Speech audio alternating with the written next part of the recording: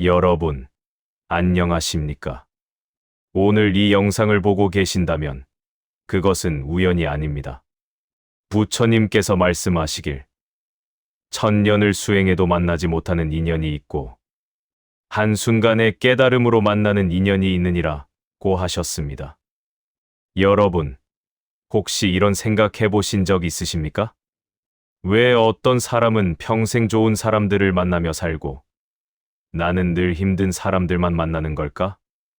왜 누구는 도움이 필요할 때마다 귀인이 나타나고 나는 혼자 모든 걸 해결해야 하는 걸까? 부처님께서 이렇게 말씀하셨습니다. 귀인은 하늘에서 떨어지는 것이 아니요 스스로 만들어가는 것이니라. 인복은 타고나는 것이 아니요 평생 쌓아가는 것이니라. 오늘 이 시간 저는 여러분께 부처님의 가르침을 빌려 귀인을 만나고 인복을 만드는 7가지 방법을 말씀드리겠습니다. 이것은 단순한 처세술이 아닙니다. 마음을 닫고 덕을 쌓으며 복을 부르는 삶의 철학입니다. 60평생, 70평생을 사셨다면 이제는 아실 겁니다.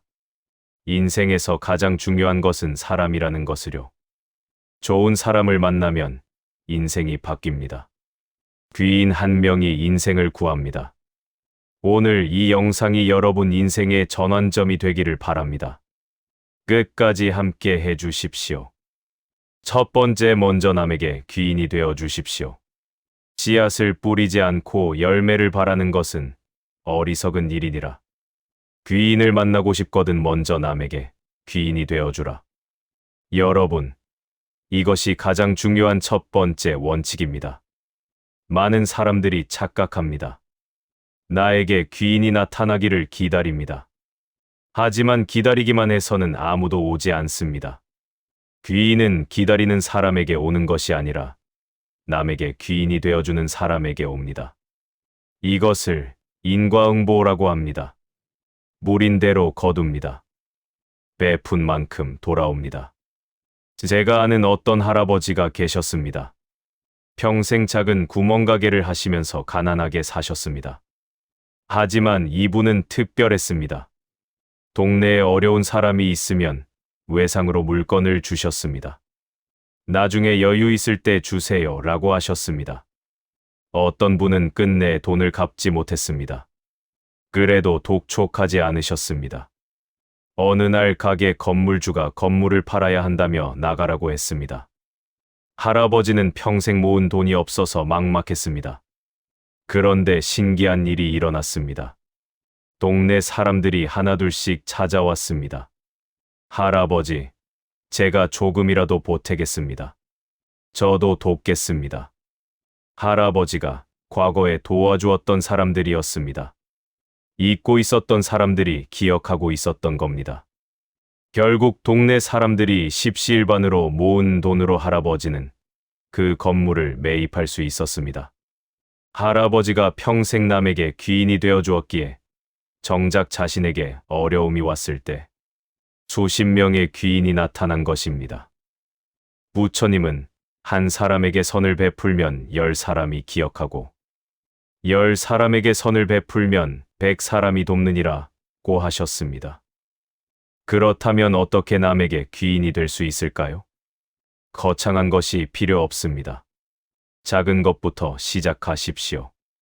힘든 사람의 이야기를 진심으로 들어주십시오. 요즘 세상에 진심으로 들어주는 사람이 얼마나 됩니까? 조언하려 들지 말고, 판단하려 들지 말고, 그냥 들어주십시오. 그것만으로도 큰 위로가 됩니다. 좋은 정보가 있으면 나누십시오. 이 병원 좋더라. 저 가게 물건이 싸더라. 이런 방법이 있더라. 하는 작은 정보들이 누군가에겐 큰 도움이 됩니다. 칭찬을 아끼지 마십시오. 오늘 옷 잘 어울리시네요. 손주 사진 보니 참 예쁘네요. 요리 솜씨가 대단하시네요. 이런 한마디가 사람의 하루를 밝게 만듭니다.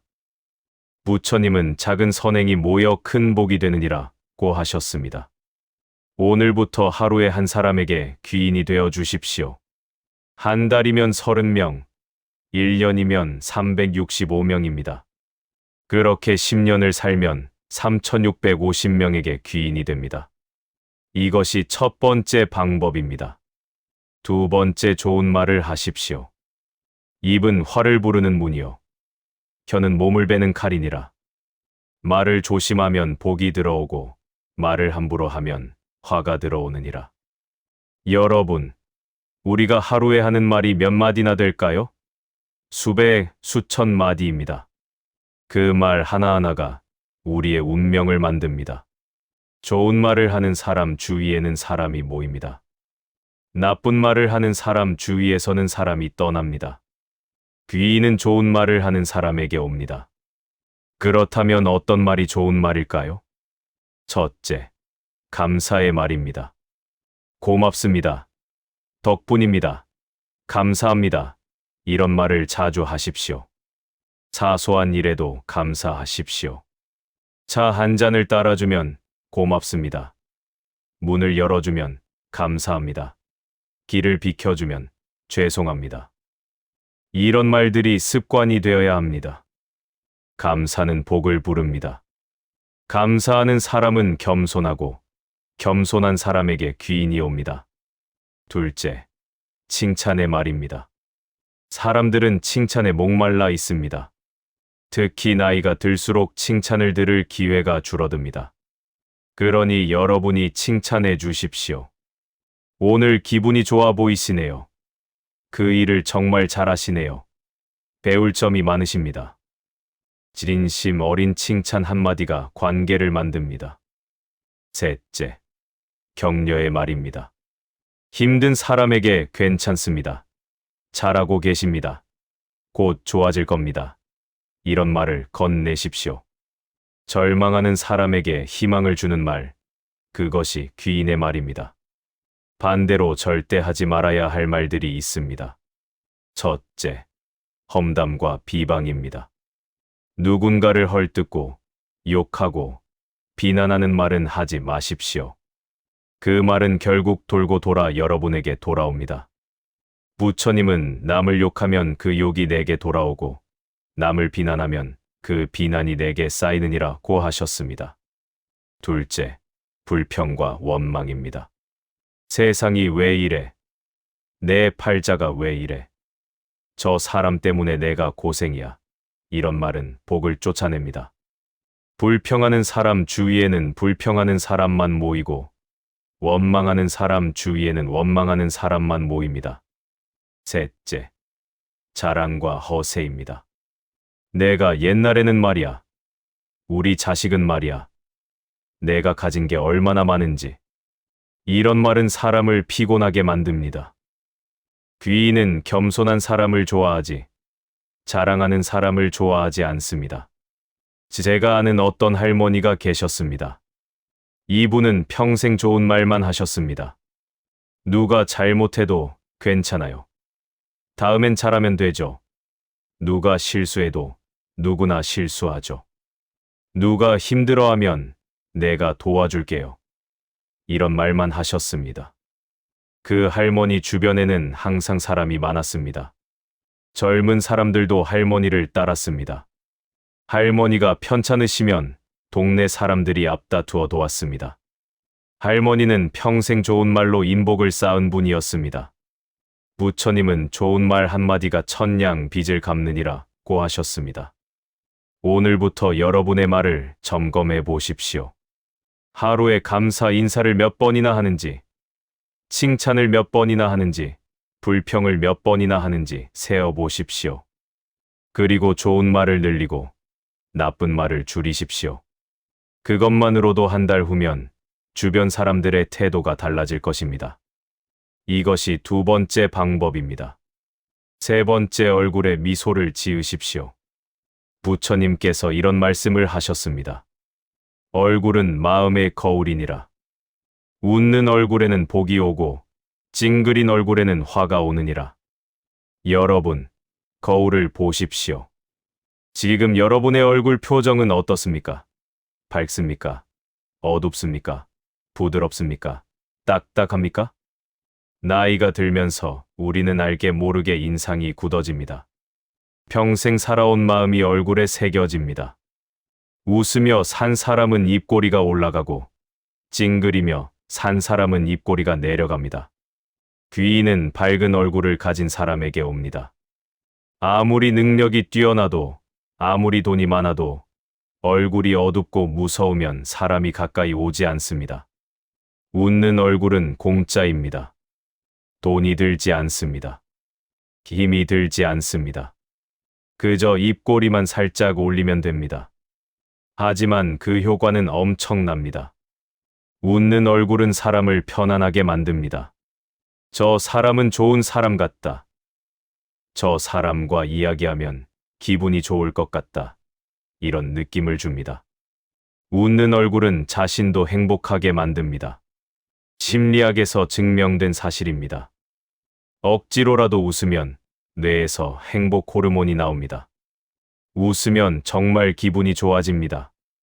부처님 제자 중에 가섭이라는 분이 계셨습니다. 어느 날 부처님께서 꽃 한 송이를 들어 보이셨는데 아무도 그 의미를 알지 못했습니다. 오직 가섭만이 빙글에 미소를 지었습니다. 부처님께서 말씀하셨습니다. 나의 법을 가섭이 깨달았도다. 이것을 염화미소라고 합니다. 말 없는 미소로 깨달음을 전한 것입니다.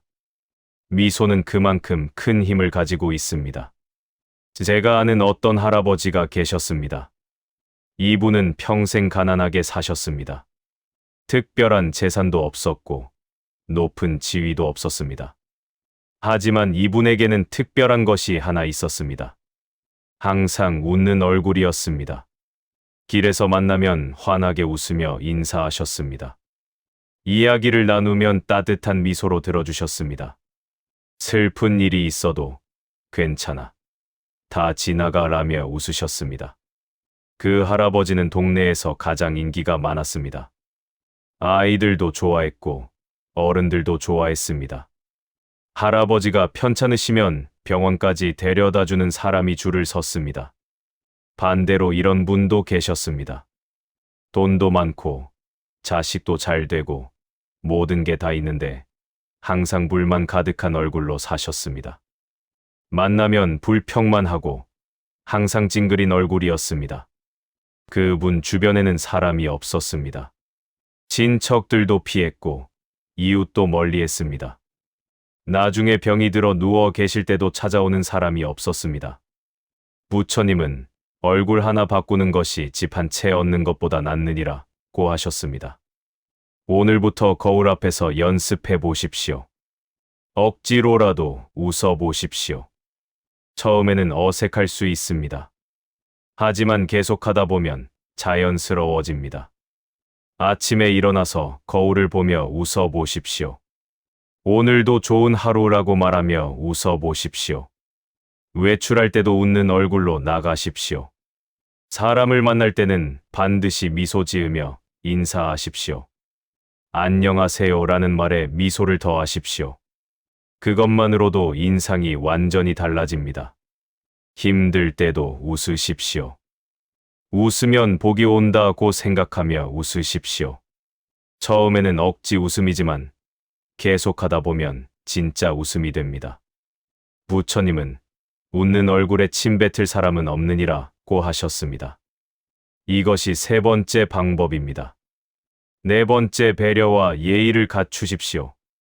부처님께서 이렇게 말씀하셨습니다. 남을 배려하는 마음이 자비요. 예의를 지키는 것이 수행이니라. 자비와 수행이 있는 곳에 복이 머무느니라. 여러분, 요즘 세상을 보면 배려와 예의가 점점 사라지고 있습니다. 나만 생각하고 내 편의만 생각하고 남은 신경 쓰지 않습니다. 하지만 이런 세상일수록 배려하고 예의를 갖춘 사람이 빛을 발합니다. 배려란 무엇입니까? 남의 입장에서 생각하는 것입니다. 내가 하고 싶은 대로 하는 것이 아니라 상대방이 원하는 것을 헤아리는 것입니다. 예를 들어보겠습니다. 지하철에서 자리에 앉았을 때 노약자나 임산부가 타면 자리를 양보하는 것, 이것이 배려입니다. 이야기할 때 상대방이 끝까지 말하도록 기다려주는 것, 말을 끊지 않고 경청하는 것, 이것이 배려입니다. 약속 시간에 늦지 않도록 미리 출발하는 것, 만약 늦게 되면 미리 연락하는 것, 이것이 배려입니다. 작은 것 같지만 이런 배려 하나하나가 사람의 마음을 움직입니다. 예의는 어떻습니까? 예의는 사람을 존중하는 표현입니다. 나이가 많다고, 내가 먼저 왔다고, 내가 돈을 냈다고 함부로 대하지 않는 것입니다. 식당 직원에게도, 청소하시는 분에게도, 택시 기사님에게도 존댓말을 쓰고 감사 인사를 하는 것입니다. 부처님은 모든 사람을 부처님처럼 대하라고 하셨습니다. 신분이 높고 낮음이 없고 귀하고 천함이 없습니다. 모든 사람이 소중합니다. 제가 아는 어떤 사장님이 계셨습니다. 큰 회사를 운영하시는 분이었습니다.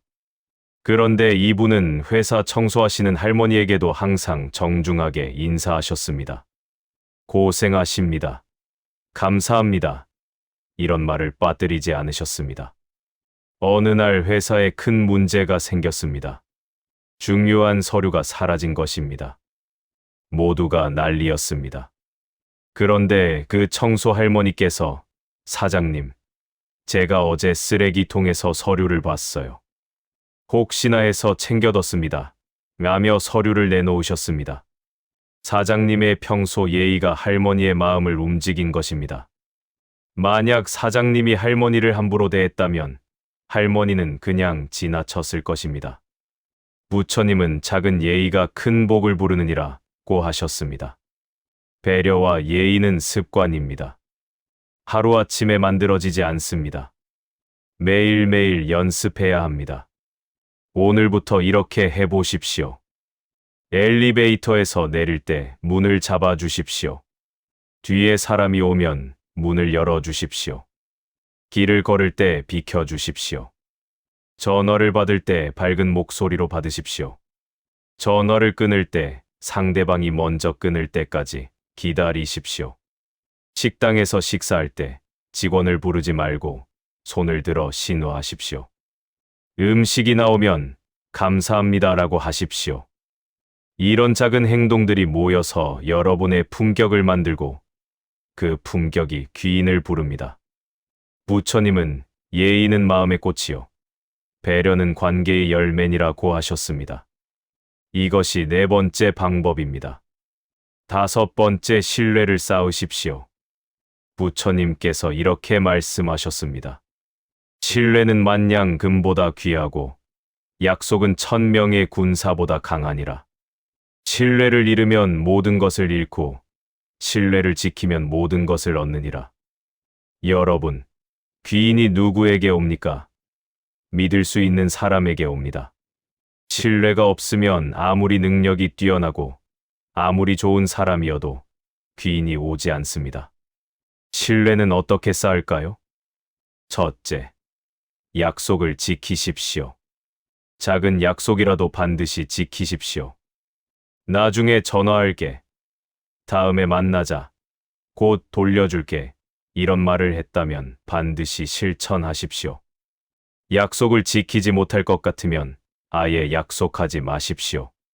가능한 것만 약속하고 약속한 것은 반드시 지키십시오. 둘째, 말과 행동이 일치해야 합니다. 하는 말과 실제 행동이 다르면 신뢰가 무너집니다. 나는 그런 사람 아니야 라고 말하면서 정작 그런 행동을 하면 아무도 믿지 않습니다. 말을 조심하십시오. 할 수 없는 말은 하지 마십시오. 한 말은 반드시 지키십시오. 셋째, 비밀을 지켜주십시오. 누군가 여러분을 믿고 비밀을 털어놓았다면 그것은 무덤까지 가져가야 할 비밀입니다. 절대 다른 사람에게 말하지 마십시오. 나만 알고 있어. 다른 사람한테는 비밀이야 라고 하면서 여기저기 말하는 사람이 있습니다. 그런 사람은 절대 신뢰받지 못합니다. 부처님은 비밀을 지키는 입이 보배를 담는 입이니라고 하셨습니다. 넷째, 거짓말을 하지 마십시오.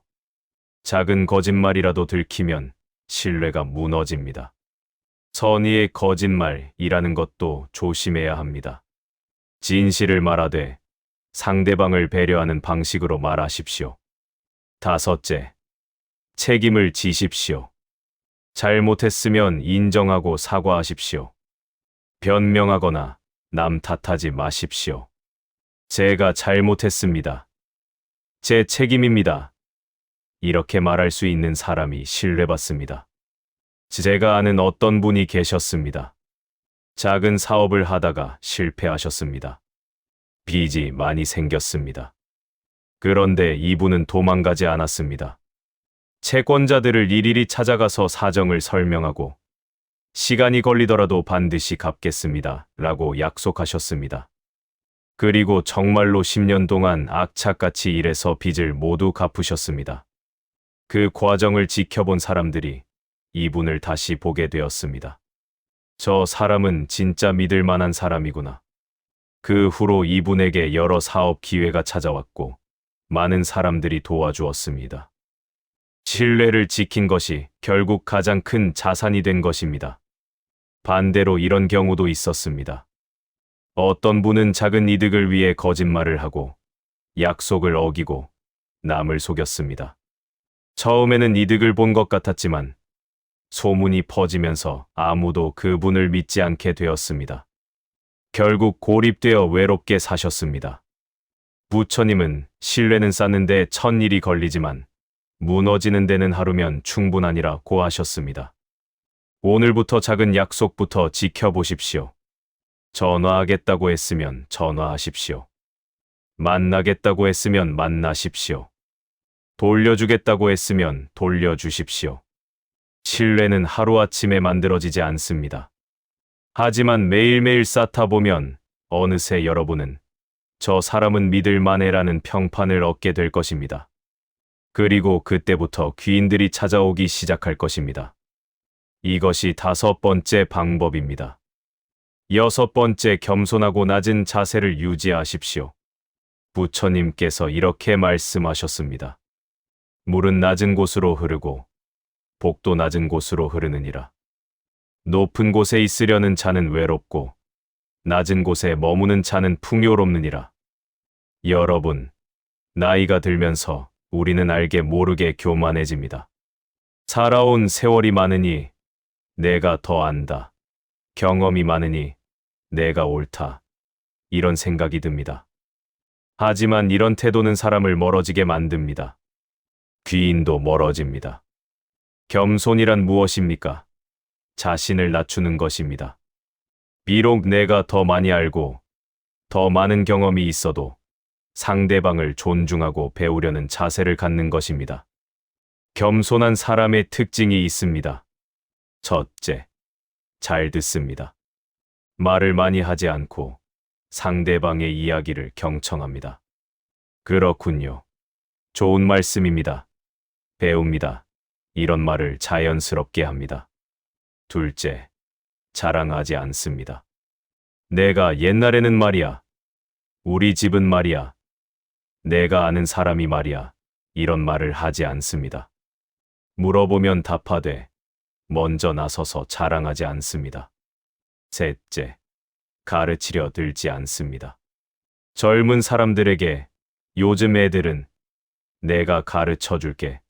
내 말대로 해. 이런 식으로 말하지 않습니다. 조언을 구하면 경험을 나누되 강요하지 않습니다. 넷째, 실수를 인정합니다. 내가 잘못 생각했네. 내가 몰랐구나. 배워갑니다. 이렇게 솔직하게 인정합니다. 나이가 많다고 해서 다 아는 척하지 않습니다. 부처님께는 수많은 제자가 있었지만 부처님은 항상 겸손하셨습니다. 어느 날 제자가 물었습니다. 스승님, 왜 그렇게 겸손하십니까? 부처님께서 대답하셨습니다. 벼는 익을수록 고개를 숙이느니라. 나도 배울수록 모르는 것이 많음을 알게 되었느니라. 제가 아는 어떤 교수님이 계셨습니다. 명문대에서 평생 가르치신 분이었습니다. 그런데 이분은 식당에서 일하시는 분에게도 택시 기사님에게도 항상 배우는 자세로 대화하셨습니다. 요즘 손님들은 어떤 음식을 좋아하세요? 운전하시면서 무슨 생각 많이 하세요? 이런 질문을 하시며 진심으로 들으셨습니다. 그 교수님 주변에는 나이, 직업, 신분을 막론하고 많은 사람들이 모였습니다. 저분은 대단한 분이신데도 전혀 뽐내지 않으신다며 모두가 존경했습니다. 반대로 이런 분도 계셨습니다. 평생 공무원으로 일하시다 퇴직하신 분이었는데 항상 내가 공무원 할 때는 말이야 로 시작하셨습니다. 모든 대화를 자기 자랑으로 끌고 가셨습니다. 사람들은 처음에는 존중하는 척했지만 시간이 지나면서 피하기 시작했습니다. 모임에 나오셔도 사람들이 어색해했습니다. 그분은 외로우셨습니다. 부처님은 교만은 복을 쫓아내고 겸손은 복을 불러들이느니라고 하셨습니다. 오늘부터 낮은 자세를 연습해 보십시오. 대화할 때 나로 시작하는 문장을 줄이십시오. 나는 말이야. 내 생각에는 대시. 당신은 어떻게 생각하세요? 좋은 방법이 있으실까요? 이렇게 물어보십시오. 젊은 사람들에게도 배우십시오. 요즘 기술, 요즘 문화, 요즘 생각에 대해 물어보십시오. 나는 몰라. 나는 관심 없어가 아니라 알려줄래. 배우고 싶어. 이렇게 말하십시오. 실수했을 때 변명하지 마십시오. 미안합니다. 제가 잘못했습니다. 솔직하게 인정하십시오. 낮은 자세는 약한 것이 아닙니다.